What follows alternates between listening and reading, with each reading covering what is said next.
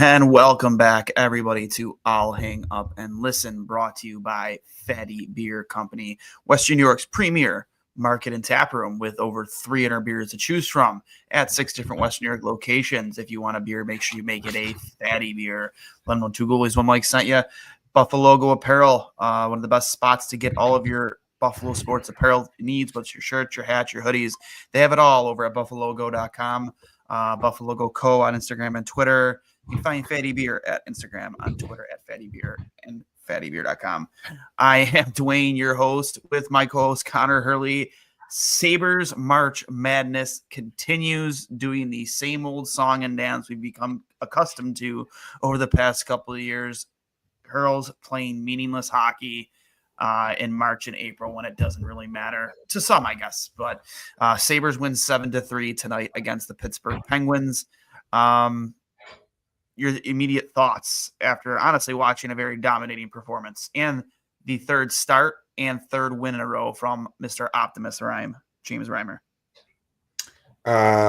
Speaking of optimists, we could take an optimistic approach to it if we want. 7 guys with 2 points. That's pretty unheard of in today's NHL in a normal regular season game. So the offensive output is at least encouraging. It's against one of the only 2 teams aside from the Sabres in the East. I guess they could catch up to the Bruins, Penguins, and Flyers if they win their next 2 games in terms of point percentage. So the Sabres still in last place, unfortunately, 66 points in 71 games. But the Flyers have 67 points in 74 games.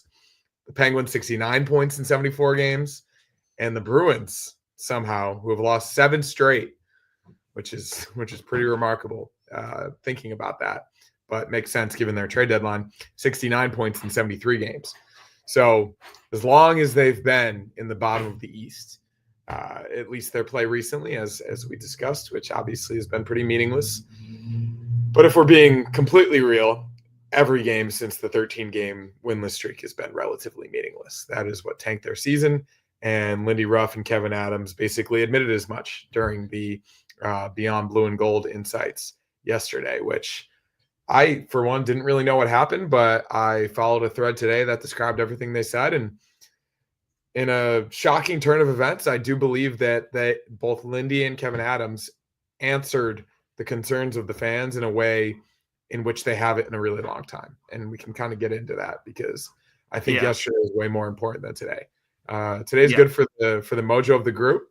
It's good for, I guess, the emotion in the locker room moving forward. These guys don't want to give up. And I think a lot of us are past the point of wanting them to lose and actively rooting for them to lose. And I don't think you heard that in the arena tonight. People were celebrating Sabres goals.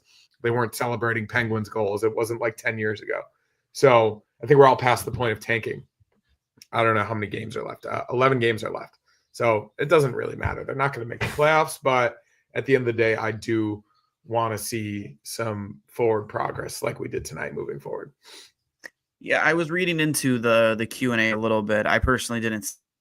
I saw some. I saw some mixed reactions, like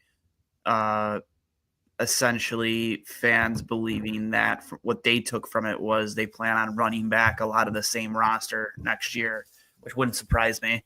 And again, given the history of the way this team tends to like to play in March and April when all is essentially lost, with the exception of a few years ago, like it wouldn't surprise me again that they think that they finally figured it out with the players they've drafted and the players they've developed. And, you know, and in some cases you can say that's true. Like we'll talk about Yuri Kulik here in a little bit, but I don't know, man. I don't think you could run back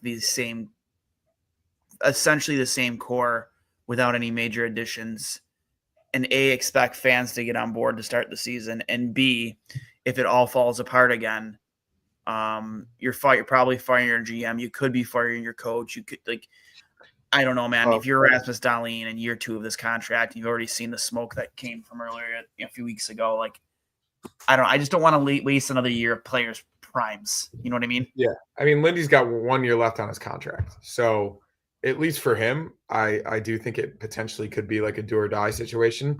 And I think Adams, the fact that he survived this year, he's got to know that next year. I mean, who knows? Obviously, given what we've seen from Terry and the upper management recently, who knows if this is his last year? They may just continue to run it back with Kevin Adams, no matter what. The fact that even Lindy said it yesterday, he was just like, most coaches during a 13-game winless streak would lose their jobs, so that showed some trust and patience as far as Kevin and Terry was concerned. And I think we can all agree that it wasn't necessarily Lindy's fault that was actually happening when it did. It was just a bit unfortunate with injuries and everything else. But yeah, I don't know. I am not going to root for them to lose. I'm not going to be this insane optimist about the result tonight or the past two games. I think the past two games they won because of James Reimer. Do I want James Reimer on the team next season? Absolutely not. I think nobody wants James Reimer as the backup next year. I think ideally all of us would want some combination of UPL and Devin Levi. I think that would be great. But I think a lot of people are also scared at that combination, rightfully so. After what we've seen from UPL this year, after what we've seen from Levi in the NHL since his run of 7-2, 8-2 to almost getting us in the playoffs 2 years ago. He might need more development time. UPL hasn't consistently proved, aside from last year, that he can be a top 10, top 15 goalie in the league. So maybe bringing in another guy not named James Reimer would be necessary from a goalie perspective as well. And when you talk about running back the same core group, I think they need at least one addition to the top six. I think we can all agree on that. Hopefully that is Marner, Mitch, if it comes to that possibility. It'd be awesome. Yeah. And then if it's not him, then a very, very like 1B, 2A type situation in terms of who's available. We've talked about Nikolai Ehlers before, but that would be a super solid option in terms of if we were to sign him to a free agent contract, slot him into your top six, kind of a set and forget type player, at least how he's been for most of his career, in my opinion. And I think a lot of people would still really like that. He'll still only be 30 years old. So we'll see. I don't know. I hope that they don't run it back because we've seen this movie before. And a couple of quotes that I heard yesterday, obviously they're going to tell the season ticket holders hopefully what they want to hear. There was a lot of the questions being asked were really good. They asked about offer sheets. They asked about all the same things we talk about, potentially trades, draft picks, trading prospects. They mentioned the Savoy for Ryan McLeod trade, which has really worked out. So doing that type of thing, I think, would be valuable moving forward. Yeah. But you can't guarantee it's going to work out as well as that did. Yeah. I mean, it's encouraging to hear maybe at least that. And I know like a lot of fans kind of thought like these things are kind of gimmicky, like they don't really allow fans to ask the questions they want. I personally attended once a few years ago with a friend who was a season ticket holder, and they didn't like censor my question at all. I was respectful. I didn't ask anything stupid. Jack Quinn, I want to say it was Quinn and Paterka, or maybe it was Quinn and Cousins. I think it was Quinn and Paterka were the players that were in attendance for it. I mean, you can only ask so much of two young kids like that. I mean, I guess you kind of scheme your questions around who's answering them, and when you get Kevin and Lindy answering a Q&A, I guess I didn't know what to expect from the questions they would be asked or would be allowed to be asked. But it sounds like for the most part, fans weren't censored. I don't know if any fans out there do know for a fact if they were like kind of screening questions beforehand, but from the sounds of it, doesn't sound like it. So that's encouraging, at least from a fan perspective, that the questions that were being asked, the fans weren't holding back. I do want to get into the game here real quick. We want to talk about, we started the show, James Reimer, Mr. Optimus Prime. Has he taken the net from UPL? It's his third straight start. At this point, straight win. At this point, does it matter? To UPL, I think it does. Yeah, We're goalies, man. We can be honest. This does mentally affect the goaltender when you start the season off as a true blue starter, and then at the end of it, you're losing your job to a 37-year-old goaltender who's probably in the last. The thing is, this is where my perspective on it is maybe a little bit different. I don't think he's lost the starting job, given that the games don't matter, right? Like James Reimer has played well the past 3 games, but what did James Reimer do before those 3 games? You know what I mean? But you could also kick it back to, what did UPL do? Like, he had some good moments this season, sure, but like his goals against average is still well above a 3, and he wasn't good enough, and he said that as much, right? Like, I think he can say it all he wants until he's blue in the face, but it's with the exception of one season in his pro career, and this dates back to Rochester too. He has not been good enough at the pro level. Well, I will say this: the position that they were in, let's say mid-February, when they completely got out of it. I remember a game, maybe it was January, early February, where they beat the Capitals and they were still 6 points out. And then they lost a few games right around the 4 Nations where it eventually made it out of reach. UPL wasn't the only reason the Sabres were in this position this year. And I personally believe that the power play is the main reason the Sabres were in the position that they were at the point in February, to the point where it made games in March meaningless. So to answer your question, no, I don't think he's lost the net to him. I think they're playing James Reimer, and they're continuing to play James Reimer because at this point in the season, when the games don't matter, and it potentially could be James Reimer's last season in the NHL, they're giving him the opportunity to go on a little bit of a run here, get some good feeling or whatever good feelings left out of his game and his contract, and then they can say, sayonara, thanks for your service, in a Craig Anderson type way. Whereas Craig Anderson actually performed well enough to keep this team in it over the course of a full season. James Reimer is a journeyman, largely backup goalie for his entire career. At this point in the season, play him the final 11 games and see what happens. Like, theoretically, if they win all 11 and the teams ahead of them somehow lose, and I saw someone said yesterday, do you believe in miracles? Let's say they win all 11 and get to 88 points and all the teams in front of them lose. There's a chance that 88 points could get into the playoffs. If James Reimer wins all 11 games and they somehow sneak into the playoffs, yes, he will have lost. They have a back-to-back coming up. They're not going to give James Reimer exactly games. So what I'm saying to you is that I just think the question isn't necessarily relevant at this point in the season, given the way it's gone. I'm going to play devil's advocate because I think it should, because you have 4 more years invested into Ukko-Pekka Luukkonen in the first year of his contract. In the first year, and we can call these meaningless games, but it's not meaningless to the players. It's definitely not meaningless to Lindy Ruff. He is doing his best to get this team potentially until they're mathematically out of a playoff position. To me, as a goaltender, if I'm UPL, this is another failed season, and this is another year where I lost my net. First, it was to Devin Levi. Then it was, he was losing starts to Eric Comrie at the start of last season. Now he's losing it to James Reimer. Before that, it was he lost starts to Craig Anderson. Mentally, we've talked about this guy mentally before.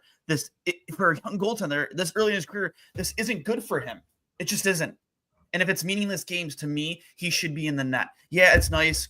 Give Reimer a few starts here as he rides off into the sunset, because he probably is retiring after the season, I'd imagine, or he goes and plays somewhere else on another 1-year deal after this year because he still wants to play. Sure. But to me, as a goalie, this matters. I mean, I've never played anywhere near the level of leagues that Ukko-Pekka Luukkonen has played in. But it's a very mentally challenging position. And when you get in your own head, and if you're not mentally strong enough, which is a thing we've talked about with him in the past, at least I have, it can affect your game. It can. He should not be losing starts to James Reimer, and again, in a season that's going swirling down the toilet. I just think that it's kind of like the hot hand in the playoffs, right? Like, obviously we're not in the playoffs. So these games mean nothing. No, that's what I'm saying. We're not even close to the playoffs. But given how well specifically Reimer has played in the past 3 games, I think Lindy is rewarding him for that, like, exclusively, rather than punishing UPL, right? Like, he's 2-1 in his past 3. It's not like he's been absolutely horrible recently. You know what I mean? And yeah, he's had some tough games this season. He hasn't been good enough. But at the end of the day, like, the team hasn't been good enough. And I think you and I will both say that it's not completely on him. I agree with that. What again is why if you are planning on keeping UPL with this team for the foreseeable future, he needs to be playing games, whether they're meaningless or whether they matter. I don't give a fuck. I don't give a flying fuck about James Reimer. As cool as this is, Optimus Rhyme, blah, blah, whatever. I want UPL on the net. That's who I want in the net, not James Reimer. Let's say the last 11 games, I think he probably gets like 7 of them, right? Who, UPL? Yeah, I would say so. Why would you say that based off the last 3 starts in a row? Well, he's gonna get at least one more in these back-to-backs. Reimer's not gonna keep this up. Like he's proven throughout his career that he can't keep this up. And they're also playing teams that are not the Penguins, that are not the Bruins, like that are not like, I don't know. I just really do believe like if UPL is healthy and like I hope he is healthy. He was a healthy scratch tonight. He was. Yeah. Who was the backup? I mean, not a healthy scratch, but you know what I mean. He was healthy. Just they chose not to play him for a 3rd game in a row. Yeah, I mean, that's what I'm saying specifically. They played Reimer because of how good he's been. Like the past 2 starts from James Reimer are potentially 2 of the best starts of his entire career.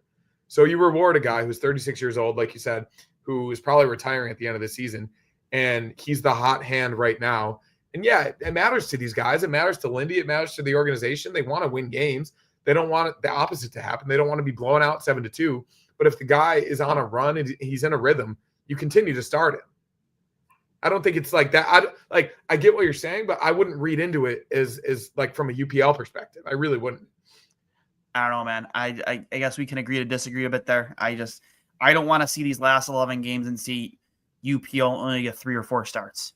Yeah, I mean, me neither. But I think that's the way it's looking right now. He's going to get 6 or 7. 6 or 7. So if these back-to-back, Reimer gets another win out of those 2, because UPL has to get one of those 2 games. They're not going to have a backup 37-year-old goal right now. The starting 37-year-old goaltender playing both back-to-back. I mean, that's one game there. So we got Saturday, Sunday. I say UPL probably plays on Saturday. Reimer plays Sunday, and then there's one more back-to-back the weekend after that, and then another back-to-back the weekend after that. So I think Reimer probably gets 3 more starts, maybe 4. Maybe. Yeah. I don't know. Well, but like, let's say you have to think from a Lindy perspective too, man. Given this owner, who has said one thing and done another plenty of times. You know, we were told that Tim Murray's job was safe before, and that head coach, and then this head coach and that GM were safe, and then he'd turn around 2 weeks later and fire him. There's no guarantee in Lindy Ruff is the coach of this team next year. There just isn't. I think it's safe to assume he would be. Yeah. But if you're Lindy Ruff, you're going to put the best team on the ice to win, no matter what. And if that is James Reimer, I could totally see him doing that. At this moment, yeah, it is, right? Like, but even when they're mathematically out, man, he's going to try and chase a better than 500 record as hard as he can right now. God, that'll be a miracle if they do that. Well, that would, like, let's say they get to 35 and 6. Is that 500? Pardon? If they get to 35 and 6, is that 500? Yes. Okay, so not it's above 500, right? Because it's more. Well, not counting the overtime losses. Yes. Okay. You'd be considered having over 500 record with 35 and 6. Yes. Yeah, they got to win 5 straight to get there. So yeah, we'll see. I don't know. I don't believe the organization's lost confidence in UPL. I don't. I personally have a fan. I have not either. Obviously, I think the season was disappointing, but I think we've talked enough about the defensive problems on this team, both from a defenseman and forward perspective, in terms of defending in front of our net. Even the penalty kill hasn't been good enough, and everything related to that. Yeah, UPL's had some bad games, but I don't think he's been the reason that we've lost in all of the bad games that he's had. So I think you gotta fix the team. You really do.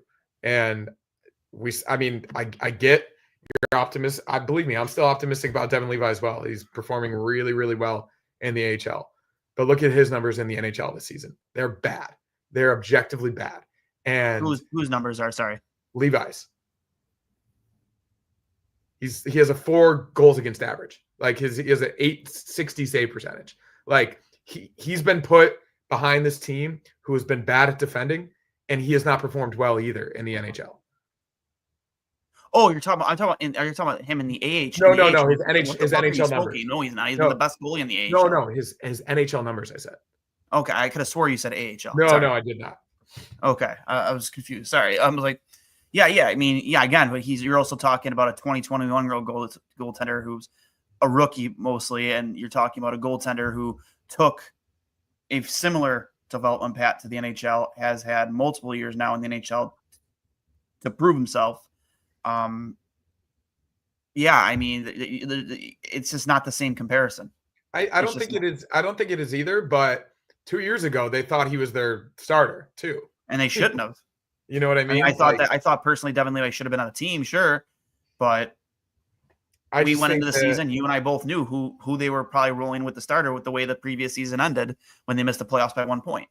Well, yeah, believe me, I was excited about it, but the way that they handled that, and honestly, like even last year, obviously last year, but the reason they were even competitive last year was because of UPL.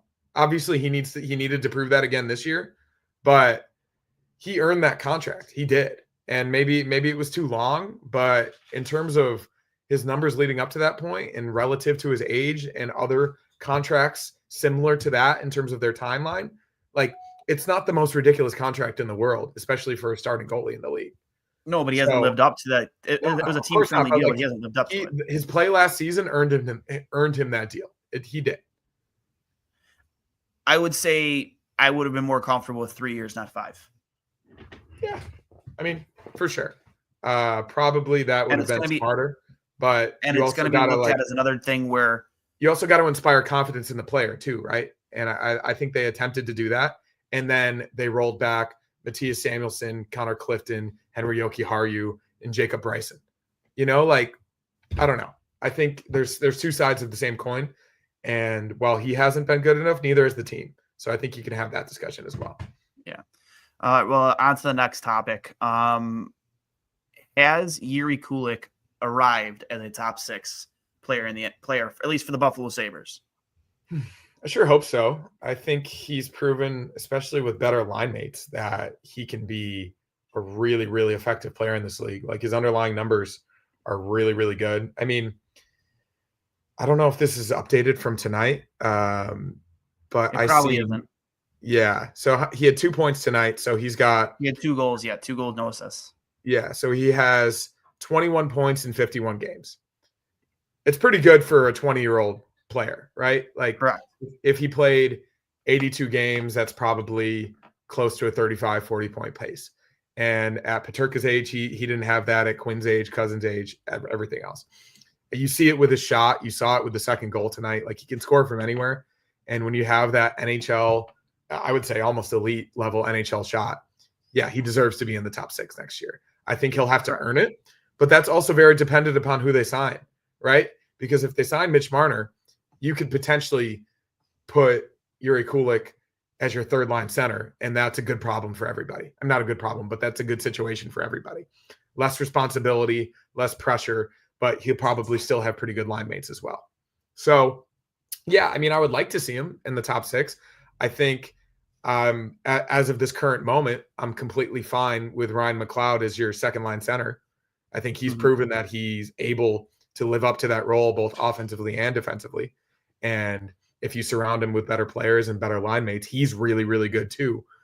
But having Tage, who knows if he's going to play center next season, but Tage, McLeod, Kulich is your top 3 centers. It's pretty good. Yeah. Well, a good thing with Tage too is even if he lines up on a face-off, he could win a face-off and then immediately go to wing, or vice versa. He can start off the wing and then play the center role, depending who you trust more in the face-off circle, whether it's Jiri Kulich, McLeod, or Tage. He does have that versatility. I would love to bring another center in just to like take that pressure off a little bit. Like let's say you somehow put McLeod on like a 4th line. That would be ideal. You know, I think not playing him 4th line minutes, but getting him in that type of situation where he doesn't have to handle the load of second line minutes, second line responsibility. And you're just like an even team top to bottom, like a lot of other NHL teams have. I think that would be ideal.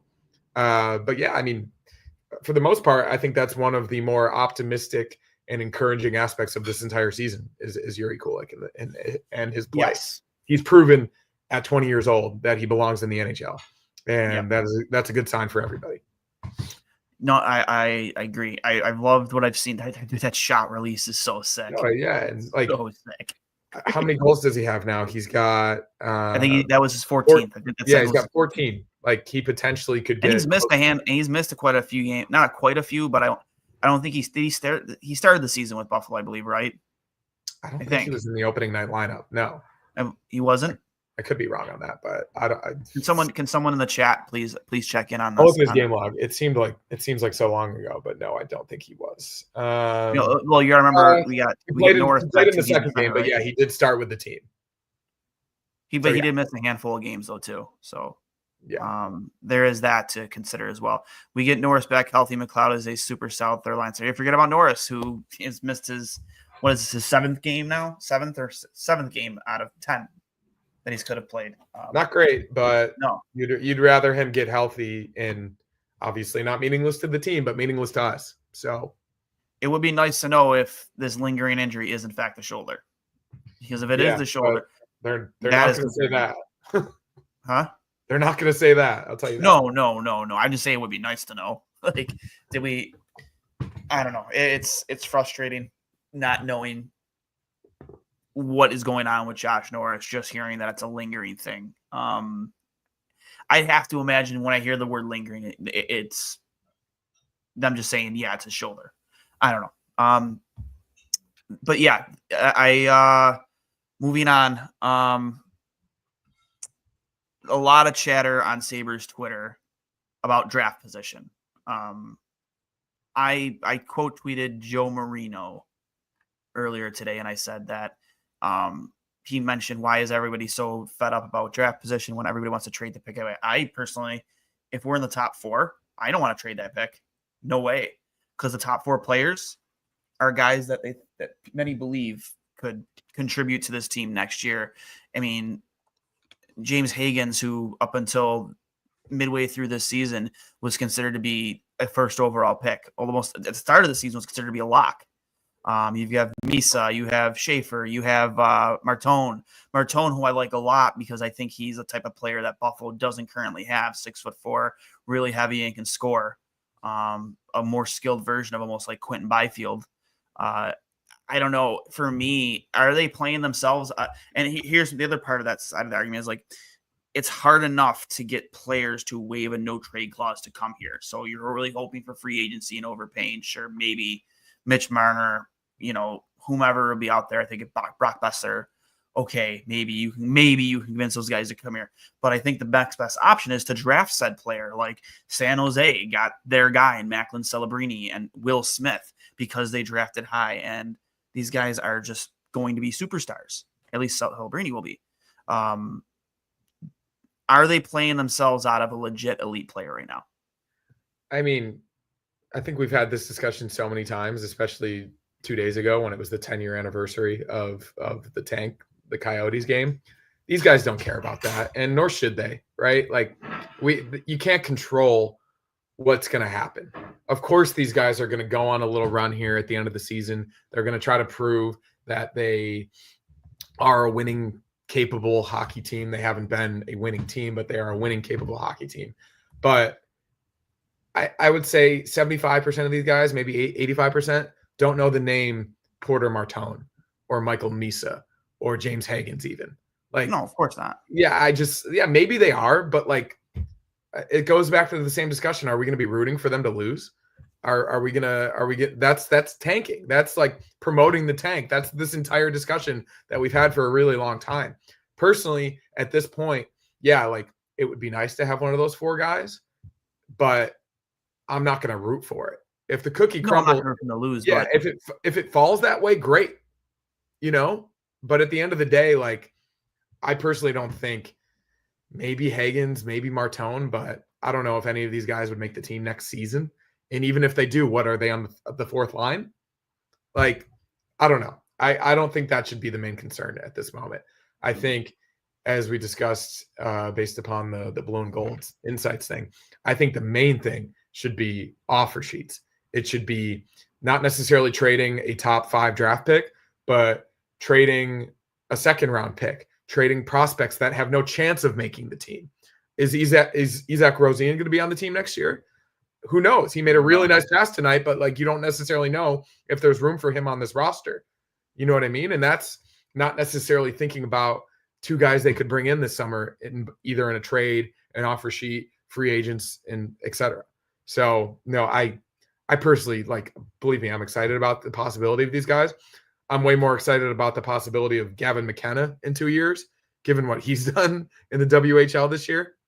I was just looking it up. He had 100. It's disgusting. I think I saw he has like 24 points in 6 games in the WHL. It's disgusting. In 56 games played this year for the Medicine Hat Tigers, guess how many points he had? 56 games played. 160. 130, but it's pretty good. So that's your generational type McDavid player, right? Yeah. I don't necessarily think any of these guys are generational franchise-changing players immediately.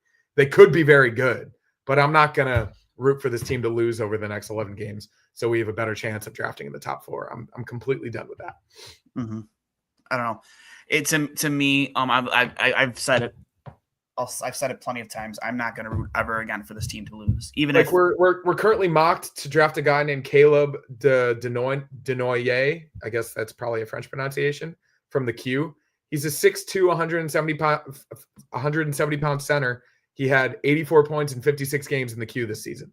Sounds like a guy that would be good for the organization. Yeah. So I don't know. I don't care. I don't care at all, man. I look at this draft and the top 3 to 4 guys in this draft, and again, I'm not going to root for them to lose. I'm not. But it doesn't mean it also doesn't mean that I'm not going to be upset. Yeah. Come lottery day that we're drafting 8th or 9th. Like both of those things can exist at the same time, but again, it's not something we have any type of control over whatsoever. No. And you can't expect these players to lie down for it. No, I don't. But it's just... It would be unfortunate, right? It would be unfortunate. It's frustrating to be in this situation again. Yeah, in a season where you've seen you lose 13 games in a row, that you're essentially out of playoff. Franchise is frustrating, right? That would just be like another thing. Why are we doing this now? Where has this competitiveness been throughout the entire season? We arguably just played a worse team than us. Yeah, but we've also lost it. We have also lost to teams like that plenty of times this year. For sure. Absolutely. We've gone from beating Vegas to losing to I think that's San Jose or losing, you know what I mean? Like it's not that's a larger discussion about why this team ultimately failed. And I think we called it over the summer. They didn't add enough. The assistants they brought in weren't good enough. The power play sucks. It was always going to suck. And they didn't get the wins when it mattered. So I don't know. Yeah, I'm not even going to think about the draft. I'm really not. I am. I am. I want them to get a guy because, again, I feel that, again, offer sheets would be nice, but we just never see them. It never happens. But even like Matthew Schaefer, he's a left-handed defenseman. Like he is 6'2", but like when is he going to play? I'm not thinking about Matthew Schaefer though. Like, no, I know. Matthew Schaefer might go first overall. Yeah, for sure. Which could drop like your Martone, your Misa, your Hagens out of the. He's going to drop one of those 3 guys out of the top 3 because he's going to go first overall. I think. Actually, I shouldn't say that because you never know. It depends on what the team's biggest need is. If they're loaded at left-handed defensemen, like they're not going to draft Schaefer. They might even trade out of that spot. Who knows? It doesn't happen very often. Misa has 134 points in 65 games. Yeah, he's sick. He's sick. He's going 1 or 2. A lot of comparisons to guys like Celebrini, like guys in terms of the effect they can have on the franchise immediately with Misa. Hagens, I know he tailed off a lot this year, a little bit. He fell in the draft rankings a little bit, but I still think that's a guy that can be pretty dominant in the NHL level, given depending on where he goes and how well he's developed and who he's playing with. Still a freshman player playing on the best team in the country, point per game player. Yes. Yeah. Oh. I think there was a little bit more expected of him this year. It's pretty good. But still, he's having a great year. What's his point total right now? He's 35 points in 35 games. Which is great for a fresh. Oh, I mean, I know Jack. Only 10 goals, but like the NCAA Division I, especially Hockey East, like that is a very difficult league. Toughest division in hockey. Yeah, to Hockey succeed is the toughest conference in hockey. 9 points in 7 games in World Juniors. Like there's development there. He's not the generational prospect that I think a lot of people thought he could be, but who is not named Connor Bedard, who's like not struggling, but he's not necessarily living up to the hype either.